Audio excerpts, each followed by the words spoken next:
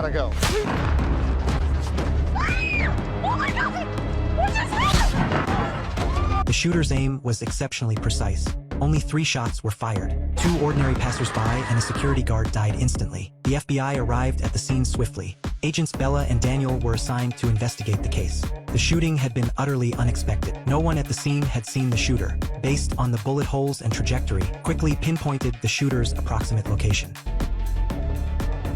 The pair swiftly reached the rooftop of a building across the street. The distance from this vantage point to the crime scene was considerable. Precision shooting from such range was nearly impossible for an ordinary marksman. Yet all 3 bullets struck their targets in the head. This could only mean one thing. The shooter was a highly experienced professional sniper. The FBI swiftly investigated the backgrounds of the 3 victims and discovered no connections whatsoever between them. Their life paths never intersected. This threw the investigation into confusion. No one could explain the shooter's motive. Yet the investigation had only just begun. The mysterious gunman struck again. First, he killed 3 passersby instantly in a commercial district. Then he moved to a residential area, firing 10 consecutive shots. 9 ordinary residents were struck dead on the spot. The consecutive shootings led police to conclude with near certainty that the shooter had no specific targets. He was randomly selecting people to shoot, engaging in indiscriminate fire. During the residential area attack, 1 security guard narrowly survived. The guard had just finished his shift and reacted instantly upon hearing the gunfire,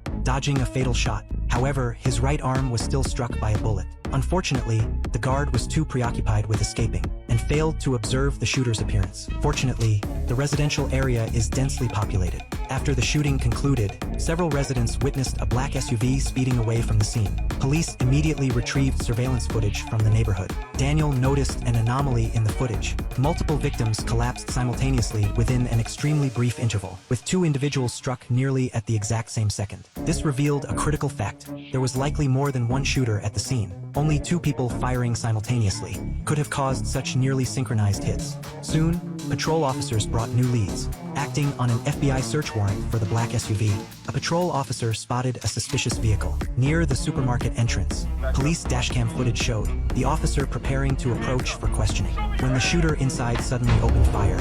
The officer fell dead on the spot. The driver then fled in the SUV. However, another accomplice in the vehicle, a teenager, was unable to get inside in time. He was left behind at the scene. Police immediately cordoned off the surrounding area, while deploying tactical units to conduct the search. Satellite surveillance footage also aided in tracking. The teenager couldn't have gotten far. Soon, the FBI pinpointed the boy's location. Daniel and Bella rushed to the scene. Thermal imaging from drones revealed the youth had taken refuge inside an RV. The SWAT team swiftly surrounded the vehicle, deployed a flashbang grenade inside.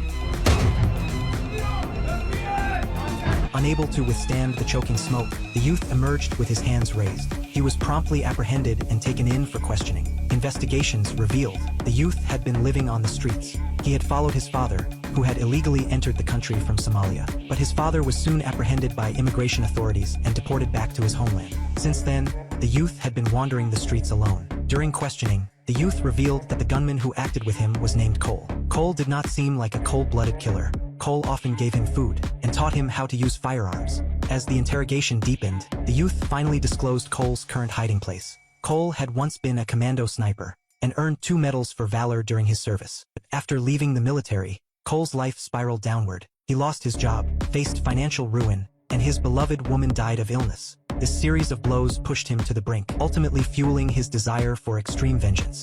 The FBI immediately mobilized a large force for the operation. A Black Betty armored police vehicle carried the task force to the target location. Cole was holed up inside a church. Drone footage revealed he was concealed within the church's highest tower. The tower's elevated position offered sweeping visibility, posing a high risk of civilian casualties. Snipers from the task force swiftly secured firing positions. The moment Cole exposed his head, they would open fire. Bella initiated standard surrender protocols, but Cole's emotions had spiraled completely out of control. With dozens of lives already on his hands, he had no intention of leaving alive. He planned to take several others with him in his final moments. Soon, Cole's head appeared at the tower window. The sniper instantly gained a clear shot. Faced with the situation, Bella had no choice but to give the order to fire.